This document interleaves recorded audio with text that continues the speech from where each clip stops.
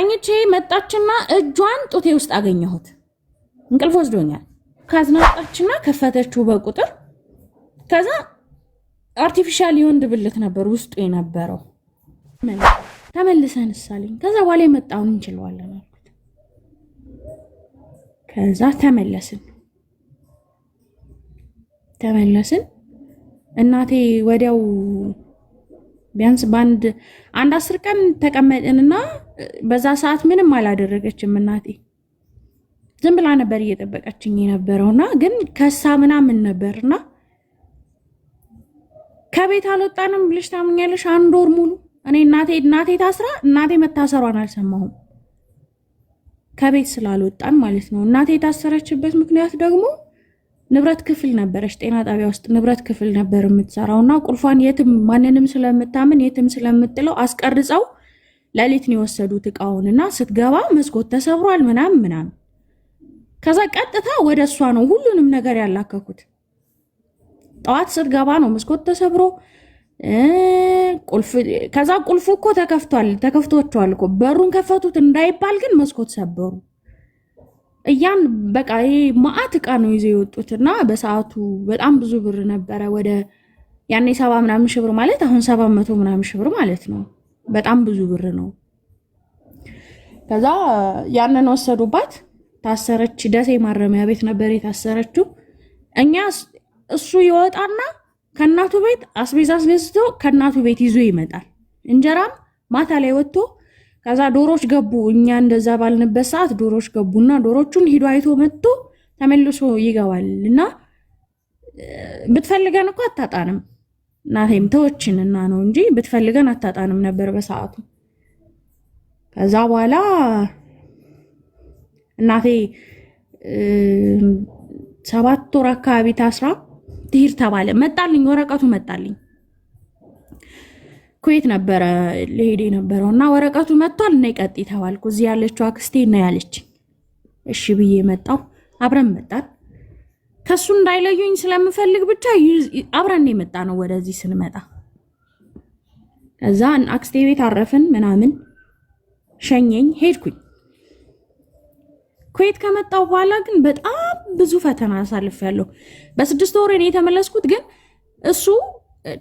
እነሱ የሚያስቡት እሱም ብዬ እንደተመለስኩ። እናትሽን ሳትጠይቂ እስር ቤት ሄድሽ? እናትሽን ሳትጠይቂ ሄድሽ ወደ ኩዌት? ኖ ሄጃለሁ፣ አይቻታለሁ፣ ሄጄ ተላቅሰን ይቅርታ። ምን አለችሽ ስትሄጂ? ላይ ከቤት ጠፍተሻል ኦልሬዲ። ምን አለችሽ? አለቀሰች። ስታየኝ አለቀሰች። ማልቀስ ነው በቃ። ምንም ምላሽ ልሰጠኝ ልሰድበኝ ምንም ልትለኝ አትችልማ በሰዓቱ። ከዛ ተላቀስን። ደጋግሜ ሄጄ አየኋት። እኔ አዲስ አበባ እስከምመጣበት ሰዓት ድረስ ደጋግሜ ሄጄ አየኋት። ከዛ ተፈልጌ ነው ላይ ተገኘሁት። እናትሽ ታስራለች ነይ ተብዬ ነው ሄድኩትኝ። እሷን ጠይቄ ነው ወደ አዲስ አበባ የመጣሁት። ከዛ አዲስ አበባ መጥቼ እዛ ሆኜ ኩዌት ሆኜ ለሌዝቢያን ተሽጫለሁ። ቤት እኮ ባሏ እኮ ቤት አለ። ባሏ አርቲስት ነበረ። እሱን አስረጅን። እንዴት ነው ለሌዝቢያን መሸጥ? አልገባንም። እሺ የመጀመሪያ የሄድኩበት ቤቴ ሰውየው በጣም ባለጌ ነው በጣም እና ሴትዮዋ ደግሞ ታውቃለች። ከኔ በፊት ፊሊጲን ነበረች። ከፊሊጲኗ በፊት ኢትዮጵያዊ ነበረች እና ኢትዮጵያዊዋን አንድ አልጋ ላይ ይዛቸው በማግስቱ ትኬቷን ቆርጣ ምንም ሳታደርጋት ማለት ነው የባሏን ባህሪ ስለምታውቅ ምንም ሳታረጋት ቆርጣ ላከቻት ወደ ሀገሯ። ምንም ደሞዝም ምንም የነበራትን ይዛ ማለት ነው። ሻንጣ ምናምን ሳታሲዝ ድንገት ነው አንስታ ወስዳ ኤርፖርት ያደረሰቻት። ኤርፖርት አዲስ ወደ ሀገርሽ ሂጂ ያለቻት። የሰራችሁ ብር የተወሰነ ብር ነበራት ሁላ እነሱ ጋርና የሰማሁት ከሌሎች ኢትዮጵያውያን ነው እንደዚህ። ሰውየው በጣም ባለጌ ነው ብልሽ ታምኛለሽ? በጣም ቤቲ፣ አሁን በምልክት እንዴት አድርጌ ላስረዳሽ? ውጥር ብለሽ ሂጂ ብላኛለች። እንደዚህ ቂጥሽን አታነቃንቂ ቀጥ ብለሽ ሂጂ ያለችኝ የሆነ ጊዜ ማለት ነው። እሷ ፊቱ ነው ይሻፍዳል። በጣም ነው የሚያስጠላው ሰውየው በጣም። እኔ ደግሞ ያኔ ልጅ ነኝ ግን የለም እንደዚህ አይነት ነገር በጣም የምጸየፍ አይነት ሰው ነኝና ይመጣል። እሷ ስራ ትሄዳለች፣ ኤርፖርት ነበር የምትሰራውና ስራ ትሄዳለች። እኔ ኪችን ሆኜ ወርቅ ይዞ ይመጣል፣ ብር ይዞ ይመጣል። ይሄን ሽወያ ትንሽ በእናትሽ በትንሹ ስጭኝ ምናምን ነገር ይለኝ ነበረ። ከዛ እንደዛ ሆኖ በሰዓቱ የሆነ ቀን ራቁቱን መጣ። ኪችን ሆኜ ራቁቱን ቶቡን አውልቆ ምናምን ራቁቱን መጣ።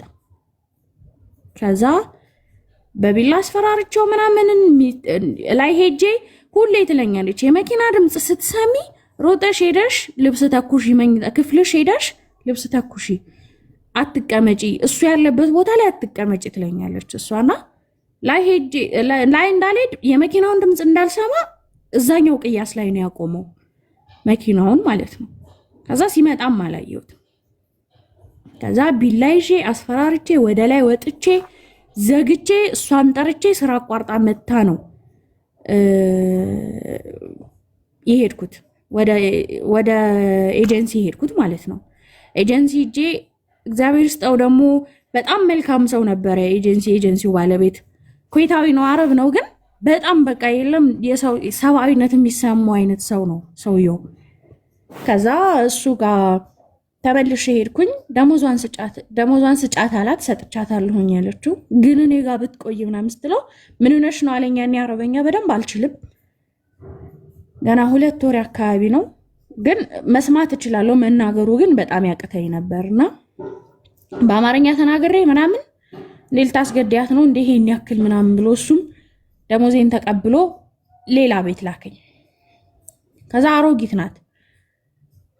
ሙሉ ቀን ቤት ሳጸዳውዬ እቃ ማጠብ ደከመኝና ከእቃ ማጠቢያው ስር ኮሜዲኖ ነገር አለ አይደል? እዛ ስር አስቀመጥኩት እቃው ሳላጥበው። ማታ በጣም ደክሞኛልና ገብቼ እሷ ሌሊት ተነስታ ለካ ያንን እቃ አይተዋለች እዛ ውስጥ መቀመጡ። ካላባረርክልኝ ያለችው ዶክተር ነው ባሏ። መጣ ጧት። ከዛ ላምጣት ወይ ብሎ ሲጠይቃት እሱ የለም አረቡ የለም። የኤጀንሲው ባለቤት የነበረችው ኢንዶኔዥያዊ ናት እና ላምጣት ወይ ስለው እንዳትመጣ ቤት ቀይራለች፣ ከዚህ በኋላ ቤት አትቀይርም ትለዋለች። ከዛ ሌላ ደላላ ታናግርና በመሀል ያደላላ ምንድነው የሚሰራው? ላንዶር ሚስት፣ የኮንትራት ሚስት ማለት ነው። ላንዶር ሚስት ከዛ አንዶር እንደፈለገ ይጫወትና የፈለገችውን ነገር ያደርግላት ምናምን። ብዙ ዜጎች ነበሩ እዛ ያሉት ማለት ነው፣ እሱ ቤት የነበሩት። ከግማሽ ሰዓት በላይ ነው ይዞኝ ሄደው። በጣም ሩቅ ነው አገሩ ማለት ነው። እንደዛ 10 ምናምን ቀን ተቀመጥኩ። አልሄድም እያልኩኝ ይመጡና እኔን ይመርጡኛል፣ ግን አልሄድም ነው የምላቸው። ቀድማ ነግራኛለች። የሆነች እንትን ነበረች፣ ኬንያዊ ነበረች እና እሷ ትሄዳለች። ምንድነው ስራው ብለን ስንጠይቃት ሌላ ልጅ ነበረች ኢትዮጵያ አብራ። አንሄድም ብለን ሁለታችን እንቀራለን አንዳንዴ ቤት ውስጥ ማለት ነው። እሷ የሚያስጠፋት የሚከፍልላት አግኝታ እሷ ጠፋ ሄደች።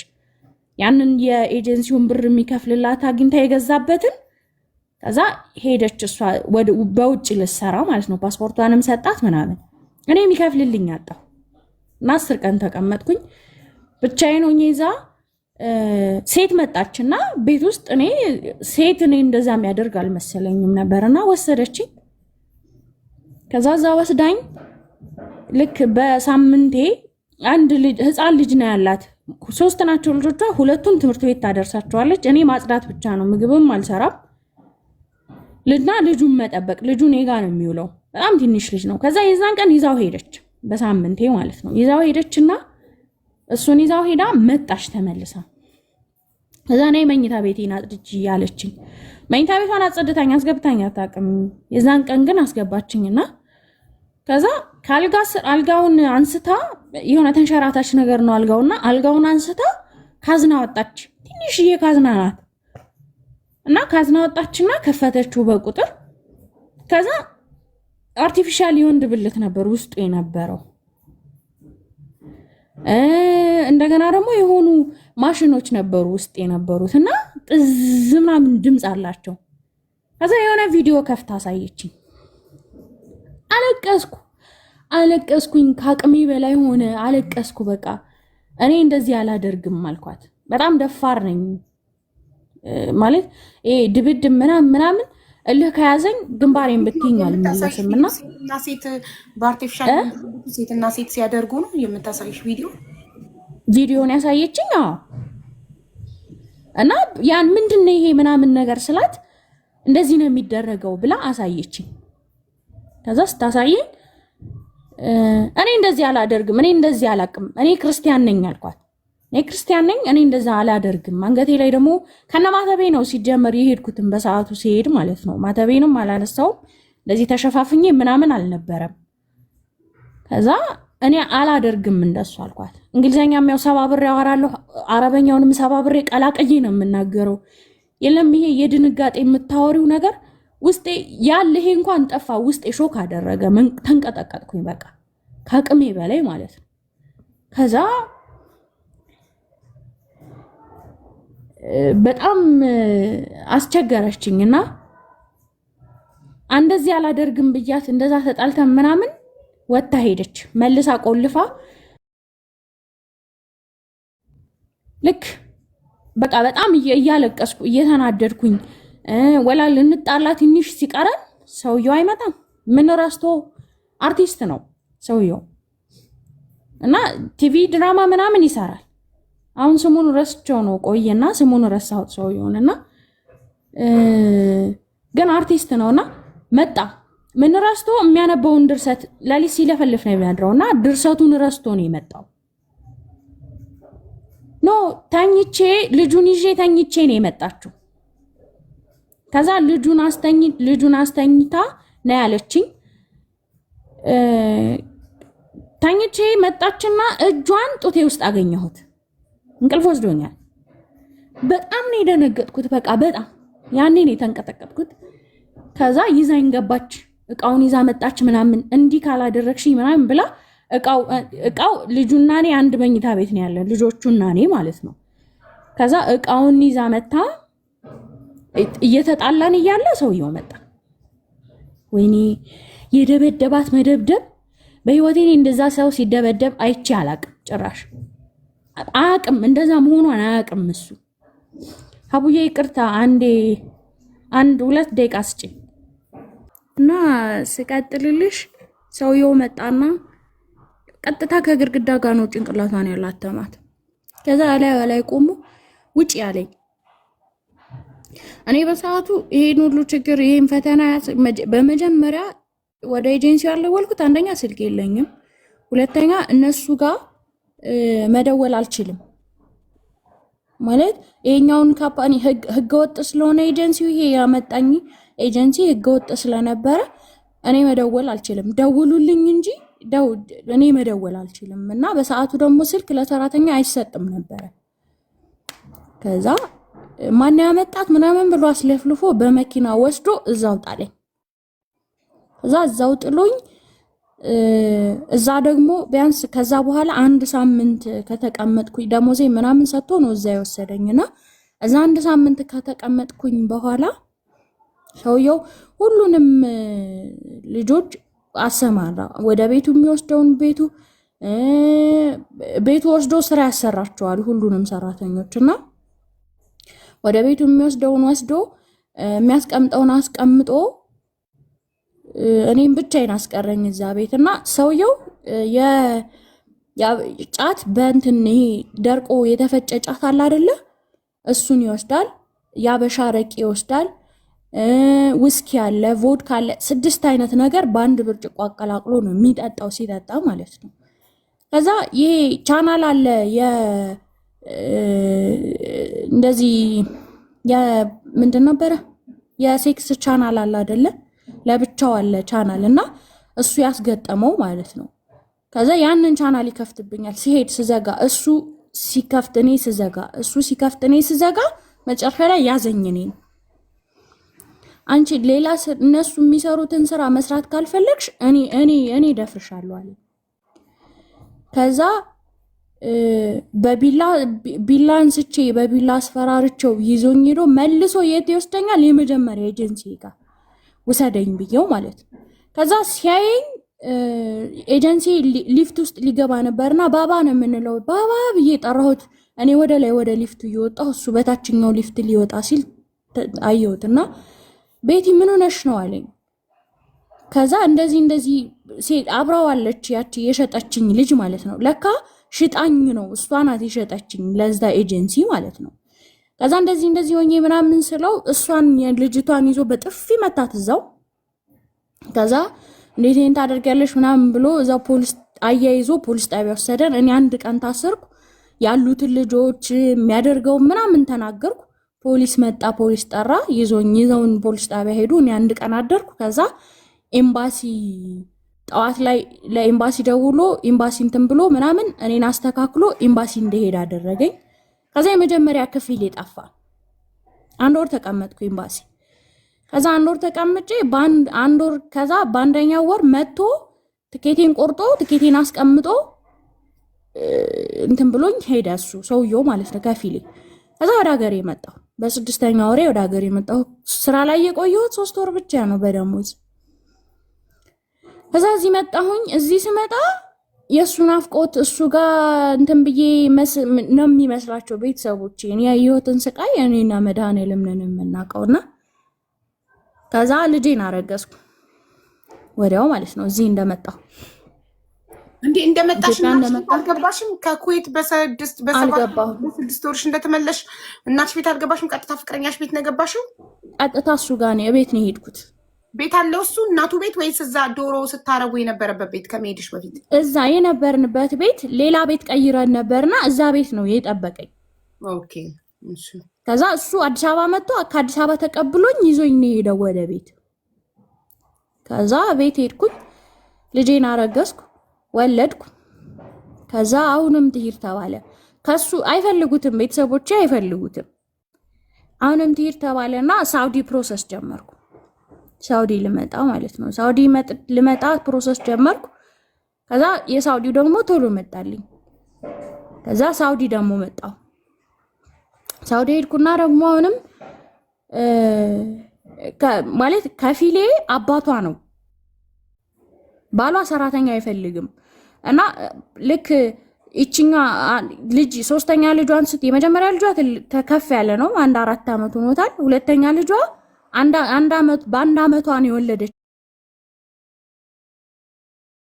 ወዲያው ነው ያረገዘችው። እና እንትን ማለት ስላልቻለች አባቷ እኔን ያስመጣኝ ለዛ ነበረ።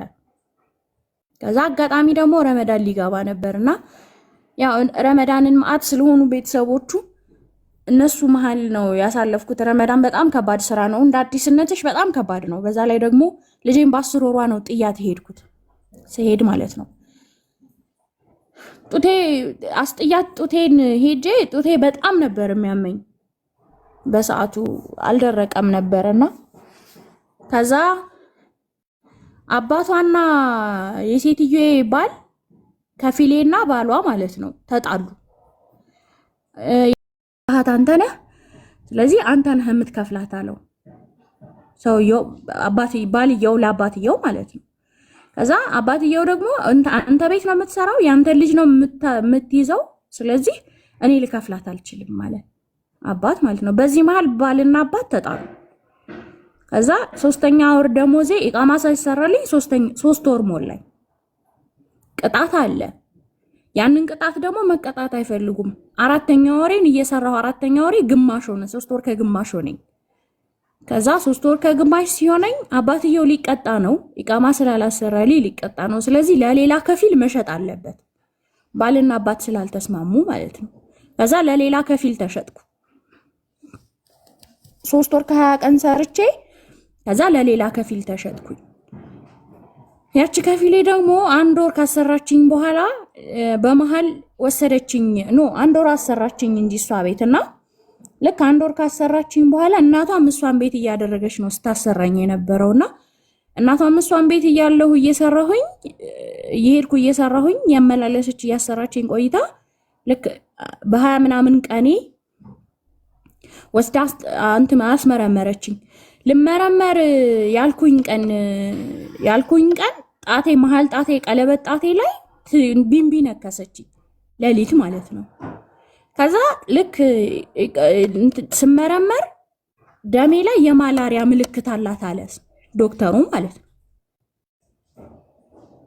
የማላሪያ ምልክት አላት ነው ያለው። ግን እነሱ በሽታ ነው የመሰላቸው። ሁሉም ተጸየፉኝ ነው የምልሽ፣ ተጸየፉኝ። አንድ ሳምንት ሐኪም ቤት ተኛው። አንድ ሳምንት ሆስፒታል ምንም ሳልሆን ተኛው። እየደበረኝ በጣም እያስጠላኝ የታመሙትን ሁሉ እንከባከብ ነበረ።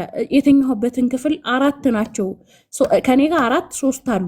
አንዲት አሮጊት አለች ምናምንና እነሱን መንከባከብ ጀመርኩኝ ይላ። ከዛ ዶክተሮቹ ቼክ ሊያረጉ ሲመጡ ያዩኝ፣ ደሜን ቼክ ያደርጋሉ ምናምን ኖርማል ነኝ። አስወጡ እያሉ ብዙ ጊዜ ወረቀት ጻፉ። አንቀበልም አሉ። ከዛ ልክ በ10ኛ ቀኔ መጣ ሰው። እሷ መጣችና እሷ ቤት ወሰደችኝ። ልጅ ሴትዮዋ ማለት ነው። ከዛ እሷ ቤት ወሰደችኝ። ልጆቿን ባሏን ምናምን እናት አባቷ ቤት ወሰደችና እኔን እዛ አስቀመጠ። እኔም ብቻዬን አሳደሩኝ እዛ ቤት ተጸይፈው ማለት ነው። በሽታ ይተላለፍብናል ብለው በጣም ተጸይፈው እዛ ቤት አሳደሩኝ። ከዛ እዛ ቤት አሳድረውኝ ስሪ ስባል እኛ ጋር ስሪ እሺ። ከዛ መልሳ ደግሞ አስመረመረችኝ ለምርመራ ማለት ነው። በማግስቱ ጠዋት ወስዳ አስመረመረችኝ። ከዛ ነፃ ናት ምንም ነገር የላትም ማለት። ከዛ እኛ ጋር ስሪ ያሉኝ።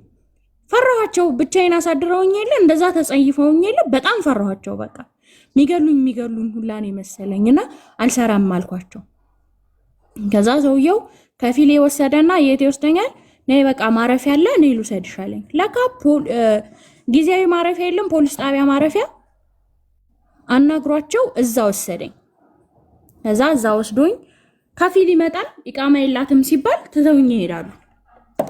ከፊል ይመጣል ኢቃማ የላትም ሲባል ትተውኝ ይሄዳሉ። 1 ወር ተቀመጥኩ። ከዛ ልክ 6ኛ ወሬ መጣ አይደለ? 7ኛ ወሬ ወደ 10 ቀን አካባቢ አጋምሻለሁኝና በቃ በጣም ሰለቸኝ። በቃ ማልቀስ ሆነ ስራዬ። ከዛ ጠዋት ተነስቼ ጠዋት ደውሉልኝ ብዬ አስደወልኩኝና መጣ። ወደ ሀገሬ መሄድ እፈልጋለሁ ስለው ካፌ ቀልሞ ጠዋት ነው የነገርኩት። ጠዋት 4 ሰዓት አካባቢ ነው የነገርኩት። ከሰዓት 8 ሰዓት ትኬቴን ቆርጦ ይዞ መጣ። ከዛ ትኬቴን ቆርጦ ይዞ መጣ። ትኬቴን አስቆርጬ ወደ ሀገሬ መጣሁ። አሁንም ሳውዲ አልተሳካልኝም በዚህ ምክንያት ማለት ነው። ከኩዌት በ6 ወርሽ ተመለሽ፣ ከሳውዲም በ6 ወርሽ እንደገና ተመለሽ ምንም ሳትይዢ? በ6 ወር ከ20 ቀኔ ብር ሳልይዝ አሁንም ተመልሼ መጣሁ። ሁለቱንም ሳይሳካልኝ ማለት ነው። ከዛ በኋላ ልጄን ስመለስ 1 ዓመት ሆኗት፣ 1 ዓመት ከ1 ወር ሆኗት ነበር ያገኘኋት። ግን አወቀችኝ ልጄ። ልክ ስታየኝ አወቀችኝ። የወለድኳት በነገራችን ላይ 18ኛ ዓመቴን 17 ዓመቴ በቃ 17 ከግማሽ አካባቢ ነው የወለድኳት ልጄ። ከዛ ስመጣ አወቀችኝ። በቃ ልጃችንን ማሳደግ ጀመርን አንድ ላይ ሆነን። ያኔ እንኳን ስመጣ እናቴ ቤት ነው ያረፍኩት። ከሳውዲ ስመጣ እናቴ ቤት አረፍኩ። ከዛ ለእናቴ የሚሰጡ ነገሮች እነዚህ እዛ ያለሁኝ ሀዲያ የሰጡኝ በጣም ብዙ እነዚህ የፖሊሶቹ አለቆች ምናምን ሀዲያ የሰጡኝ በጣም ብዙ ነገር ነበርና ከዛ ለእናቴ የሚሰጡ ነገሮች ነበሩ። ለእናቴ ሰጥቼ ምናምን ከዛ ወደ ቤቴ መጣሁ። እኔና እሱ ስንገናኝ የሳር ፍራሽ አልነበረንም እና እሱ እንዴት አድርጌ ላስረዳሽ፣ መግዛት አይወድም። የልጄ አባት መግዛት የሚባል ነገር አይወድም። የሚፈልገው ምንድነው 100 ብር በቃ ድፍኑን ብር ብቻ ነው። ድፍኑን ብር እኮ ሊጠፋ ይችላል፣ ምክንያቱም ረሃብ ጊዜ አይሰጥሽም። በጣም ብዙ እሱ ጋር በጣም ብዙ ችግር አሳልፈናል።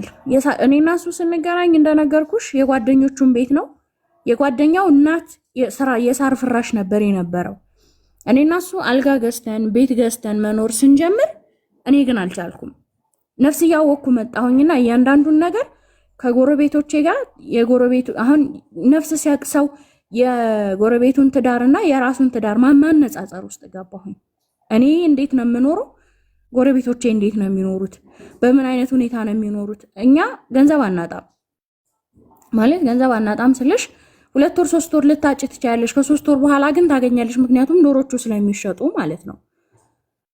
እና አንዴ ነው በቃ እኔ የምፈልገው ቤቴን አንዴ ነው ማሟላት የምፈልገው። ምክንያቱም ጊዜ ሊሰጥሽ የሚችለው በልተሽ ራስሽን የምታሸንፊው መቼ ነው? ራስሽን ማሸነፍ የምትጀምሪው ከረሃብ ስትወጪ ነው። ከረሃብ ስትወጪ ያኔ ራስሽን አሸነፍሽ ይባላል። ትርፍ ነገር የምታደርጊው ከረሃብ ስትወጪ ነው። ሁሉንም ነገር እቃም ልትገዢ ምንም ልትይ የምትችይው ከረሃብ ስትወጪ ነውና ያንን ነገር ደግሞ እሱ አይፈልግም። እኔና እሱ ይሄ ነገር እያጋጨን በጣም ይሳደባል፣ ይማታል።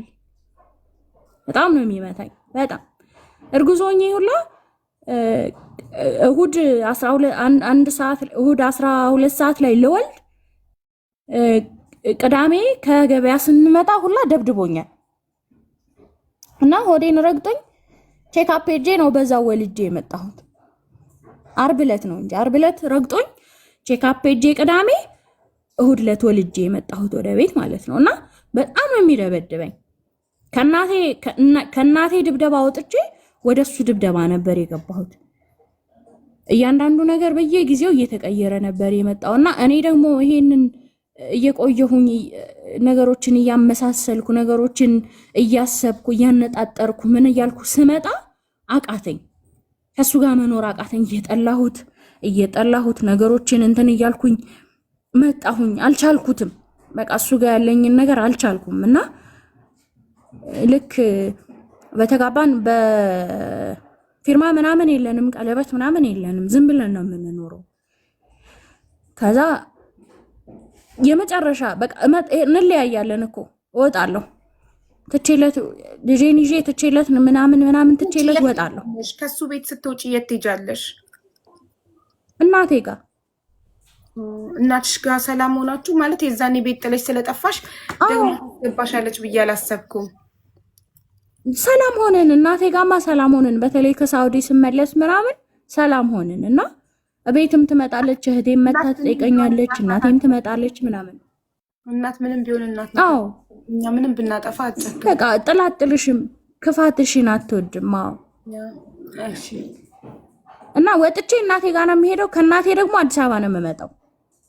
እጠፋዋለሁኝ በቃ። ግን ተከትሎኝ ይመጣል ወይ ይቅርታ ይጠይቀኛል። መሄጃ መቀመጫ ነው የማጣው ምናምን። እና የመጨረሻ ሲሄድ ግን በጣም ለመንኩት፣ አስለመንኩት ሁላ ተው።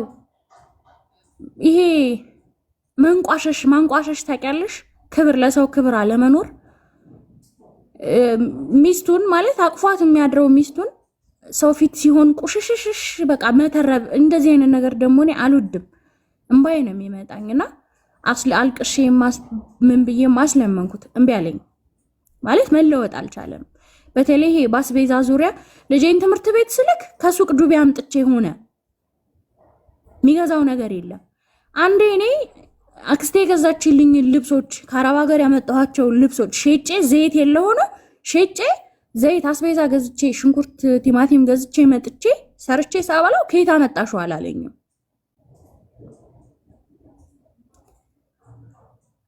እና በልቶ ወጥቶ ይሄደው ቤት ውስጥ ከየት ብቻ የሱን ገንዘብ አልንካ ስጠኝ አልበለው እንጂ በርዘግቼ አልቅሼ ተደባድበን ምን ብለን ነው ገበያ ልሄድ ብር ስጠኝ ብዬ የምሄደው።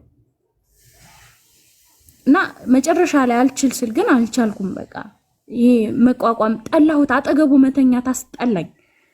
ሳሎን ሆነ እምተኛው ፍራሽ ላይ። በመሃል ምን ገዛን መሰለሽ? ሶፋ ገዛን ከጎረቤት በቅናሽ ሶፋ ገዛንና የለም ቤትሽ ውስጥ አንድ ትልቅ ነገር ሲኖር ብርቅ ነበር ደግሞ ያኔና አንድ ትልቅ ነገር ከሰው እኩል የሚያደርግሽ ነገር ሲኖርሽ ደስ ይልሻል። እና ያንን ሶፋ እሰራለሁ ብሎ አውጥቶ ሸጠብኝ፣ እኔ በሌለሁበት ማለት ነው። እኔ ዶሮ ቤት ስራ ቦታ ልኮ ስመለስ ቤቴ ባዶ ነው። የሆነ ነገር ነው በቃ ከሆዴ የቆረጠው። ቁጭ ብዬ ነው ያለቀስኩት። በቃ በጣም ነው ያለቀስኩት። በጣም ሽጦት አገኘሁትና በጣም ነበር የሚያስጠላው የነበረው ስሜት። እያንዳንዱ እኔ ሴት ልጅ ቤቷን ተወድ የለ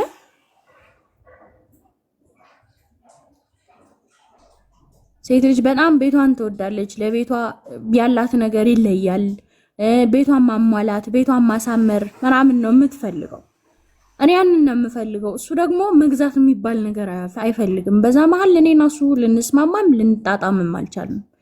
እየጠላሁት ስመጣ የመጨረሻ ወጣሁኝ። በቃ ወጥቼ ካም በኋላ እንደማልመለስ ምይለት እናቴ ራሱ ለምነዋለች። ያኔ ጠርቻት ነይ በቃ የምትናገሪውን ተናገሪና በቃ የሚለውን እንስማና ፊቱ እፊትሽ የሚለኝን ይበለኝና ውሰጂኝ በቃ ልሂድ፣ አንቺ ፊት ልሂድ አልኳት።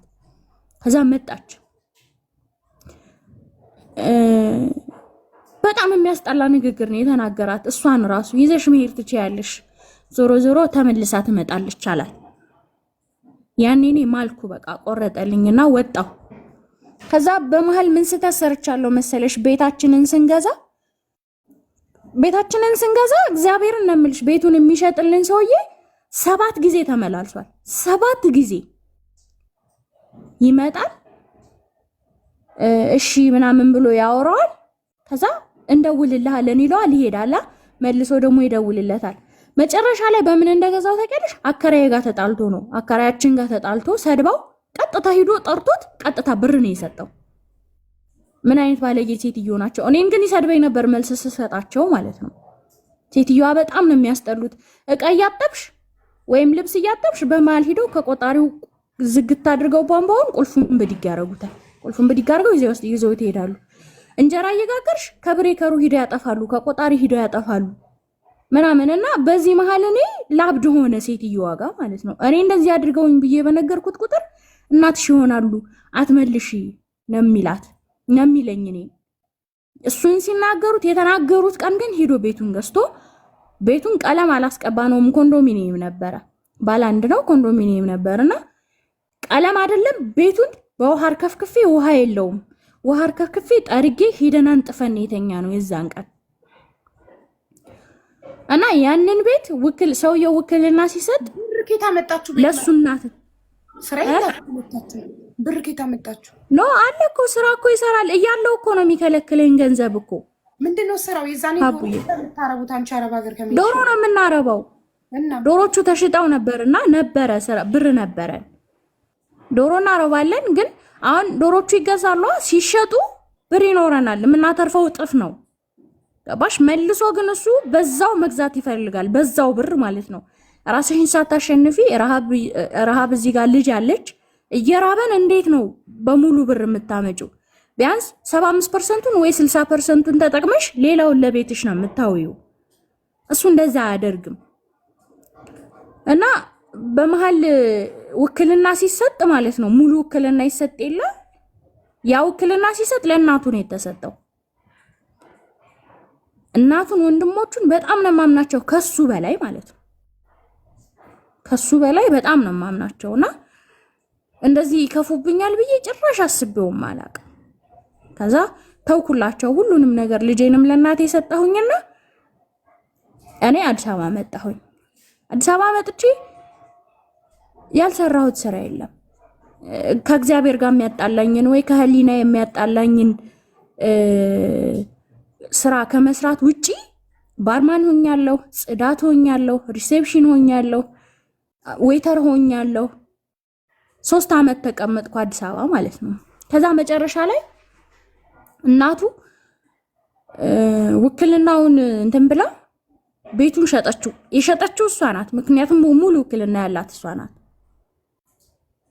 ተው ልጅ አይባልም፣ አብራችሁ ያፈራችሁት ነው፣ አብራችሁ ያመጣችሁት ነው፣ የልጅህ እናት ናት ተው ይላል። እናት እኮ ለልጇ አግዛ በጣም ብር ስለምትወድ ሸጠችብኝ ቤቴን። ከዛ የሸጠው ሰውዬ የት ነው ያለው? እዚህ ነው ያለው ማለት አዲስ አበባ ነው ያለው። እና ደወልኩኝና አጉኔ ይባላል ቅጽል ስሙ ማለት ነው። እና ደወልኩና እያለቀስኩኝ አጉኔ እፈልግሃለሁ አልኩት። ምን ሆንሽ ቤቲ? ምንድነው ማለት ጥሩ ቅርርብ ነበረን፣ እንጠያየቅ ነበር እሱም ጋር ያለን ማለት ነው። አዲስ አበባ መምጣቴን አያውቅምና አዲስ አበባ መጥቻለሁ ላገኝ እፈልጋለሁ አልኩት። ከዛ እሱም አጋጣሚ ነው አየር ጤና አካባቢ ነበር ተከራይቼ የምኖረውና እሱም ደግሞ አየር ጤና አካባቢ ነበር የሚኖረው። ከዛ በፊት የት ይኑር አላውቅም 3 አመት ስኖርና ደወልኩለትና ተገናኘን። አዲዲ አየር ጤና ጋር ውልና ማስረጃ አለ። ከዛ እንዲ አደረጉኝ አልኩት። በጣም አዘነ በጣም። ከዛ እንደዚህ አድርገው በላይ ቤቴን ሸጡት። ቤቱ መሸጡን ደግሞ በእርግጠኝነት 100% እርግጠኛ ነኝ። የገዛው ልጅ ደውሎልኛል። የገዛው ልጅ ደግሞ አስለመንኩት። ብሬን መልስልኝ በለው። እኔ ከመጣሁ ሌላ ጣጣ ውስጥ እንገባለን። ስለዚህ ብሬን መልስልኝ በለው አልኩት። አትግዛ፣ ሳይገዛም በፊት አትግዛ። ይሄ ቤት አይሆንህም። እኔ ሚስቱ ነኝ።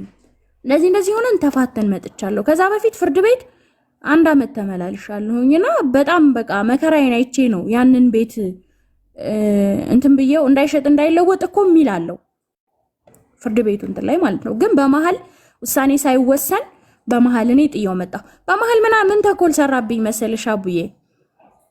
ፍርድ ቤት ዶሮች ወረይሉ ነው የተወለደው እሱ። አባቱም እናቱም ወረይሉ ናቸውና ወረይሉ ሂዶ ስራ ጀመረ በመሃል። ከዛ 3000 ዶሮዎች ያኔ 45 ብር ነበር የሚሸጡት። 3000 ዶሮዎች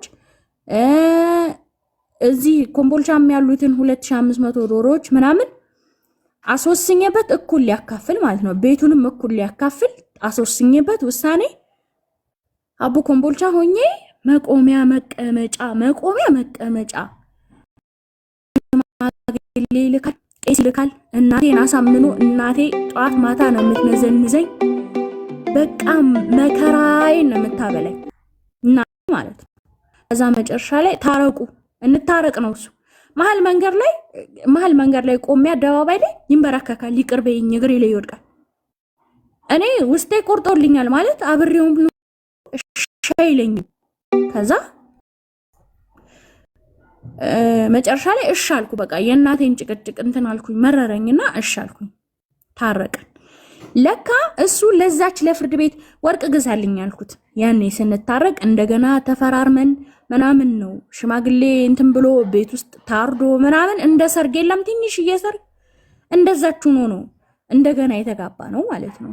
ቀለበት ገዝቶልኝ፣ የአንገት ገዝቶልኝ፣ የጆሮ ገዝቶልኝ፣ ወርቅ ገዝቶልኝ ነው የተስማማ ነው ማለት ነው። ከዛ ለካ ያንን ውሳኔ እኩል ከሚያካፍል ወርቅ ቢገዛልኝ ነበር ለካ ቀላሉ ለሱ ባሽ። ያንን ወርቅ ገዝቶልኝ እቤቱ ሲያስገባኝ የተወሰነው ውሳኔ ለካ ይሻራል፣ በርቅ ይሻራል ለካ ውሳኔው። እኔ አልገባኝም፣ ማንም የሚያማከረኝ የለም ያንን። ከዛ እንደገና ውል ስለነበረ ውሳኔ በውል ይሻራልና ይዘውኝ ቤት ስገባ ተመልሼ አልቻልኩም። በቃ ምንም ነው ያልቻልኩት። ቤት ተመልሼ ገብቼ ከሱ ጋር ምንም መሆን አልቻልኩም። ከዛ የቤቱም ካርታ የቤቱ እንዳለ ሙሉ ነገር እኔ ጋር ነበር። የሷም ውክልና የቤቱ ምናምን እኔ ጋር ሻንጣዬ ውስጥ ነበር። ስመለስ ለእናቴ በሰጣት ስኖሮ ይዤው ተመለስኩ ወደ ቤት። ከዛ ሰረቀኝ፣ ሙሉ ዶክሜንቱን ሰረቀኝ። ከዛ ወርቄን ብቻ ይዤ ወጣሁ፣ ልብሴንና ወርቄን ይዤ ወጣሁኝና ጥዬው ወደ አዲስ አበባ መጣሁ። አዲስ አበባ ያው ያረኩትን ነገር ነገርኩሽ። ከዛ ደወልኩለትና የሸጠልንን ሰውዬ ሙሉ የፌደራል ውክልና ሲሰጥሽ የክልሉ ማን ነው የኮምቦልቻው የወረዳ ውክልና እንትን ይሻራል፣ የፌደራሉ ይሽረዋል ያኛውን ውክልና ማለት ነው። ከዛ እሱ ደግሞ ሙሉ ንብረቴን ትሽት ታንቀሳቀስ ምናምን ብሎ ነው ውክልና የሰጠኝ። ሄድኩኝ። እንደ ሚስት አይደለም እንደ ሚስት እንደነበርኩ አይደለም፣ እንደ ተወካይ ነው። ከዛ ሄድኩ፣ ደላላ አናገርኩ። ሙሉ ውክልና አለኝ፣ ቤቴ ልሸጠው ነው አልኩኝ። ከዛ በመሃል እኔ ሸጥኩት ቤቱ። ስንተኛ ዙር ተሸጠ ይሄ ቤት? 3ኛ ዙር። ዋናው ሰውዬ ለኛ ሸጠ፣ እሱ ለሌላ ሰው ሸጠ፣ እኔ ለሌላ ሰው ሸጥኩት። ከዛ የገዛኝን ሰውዬ ቆይ ስም ላዙርልህና ትገባለህ እያልኩት ቀድሞ ዘሎ ገባ። ከዛ ልክ እኔ መዘጋጃ ቤት መሆኔን ሲያቅሱ በፍርድ ቤት ሄዶ በሞተር መጥቶ ከመዘጋጃ እንትን አለብኝ፣ አሳገደብኝ። ስም ሳላዞር ማለት ነው። 20 ደቂቃ ቢዘገይ ኖሮ ስም አዙሬ ጨርስ ነበር፣ ምንም አያመጣም ነበር። ሄጄ ከፍዬ ሙሉ ክፍያ ምናምን ስም አዙሬ ምናምን ጨርስ ነበርና እሱ እንደዛ ሆኖ ከሰሰኝ። ማንን ከሰሰ? እኔን አይደለም። እኔ ውክልና አለኝ፣ ፌደራል ውክልና አለኝ። እንደ ሚስቱ ሳልሆን እንደ ተወካይ ነኝ። ስለዚህ እሱን ስለሆንኩ እሱን መክሰስ አይችልም። እኔን መክሰስ ሰውየውን እንደዛ ሆኜ ሰርቼ ምናምን ከዛ በኋላ ደግሞ ሱቅ ከፈትኩ፣ አትክልት ቤት ከፈትኩ። አትክልት ቤቴን ያስተዳደርኩኝ እዛችሁ ሙዝ መሸጥ ጀምሬ ነው። ከዛ ዕቁብ እየጣልኩኝ ልክ 100 ምናምን ሺህ ብር ወረት ስደርስ ደግሞ ሻል አረኩኝና ጭነት ጀመርኩ። ጭነት ጀምሬ አሁን እኛ አካባቢ ባቲ ሲባል ሰምተሽ ከሆነ ማለት ነው። ባቲ ቆቦ ማንጎ አለ። ይሄ ትልልቁ የፈረንጅ ማንጎ አለ፣ አፕል ማንጎ የሚባል ማለት ነው። እሱም ማንጎ ከቆቦ ምናምን ሰው አገናኙኝና ከቆቦ ምናምን እንትን እያልኩ ወደ አዲስ አበባ እዚህ ጋር ምን ተሸጣለሁኝና እንደዛ ስራ ጀመርኩ። እየሰራሁ ኦልሞስት አሁን ከስሬ ሰው የሚወስድብሽን ሰው በሰው ገንዘብ ነው የሚኖረው ሀቡዬ። እና